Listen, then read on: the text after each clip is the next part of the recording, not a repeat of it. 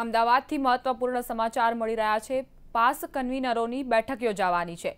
તો અમદાવાદમાં પાસ કન્વીનરોની બેઠક યોજાવાની છે તેવા સમાચાર મળી રહ્યા છે।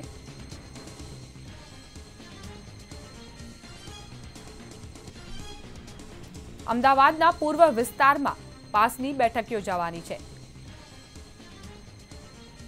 હાર્દિક પટેલ સહિત પાસ કન્વીનરો આ સંમેલનમાં હાજર રહેશે।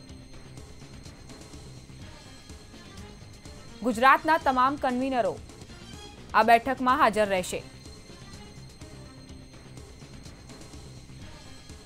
બેઠકમાં સંગઠનને મજબૂત કરવા ચર્ચા વિચારણા કરવામાં આવશે। આ સાથે જ સવર્ણોને 10% અનામત ઉપર પણ વિચારણા કરવામાં આવશે। અમદાવાદથી મહત્વપૂર્ણ સમાચાર મળી રહ્યા છે। પાસ કન્વીનરોનું બેઠકનું આયોજન થયું છે। અમદાવાદના પૂર્વ વિસ્તારમાં પાસની બેઠક યોજાશે।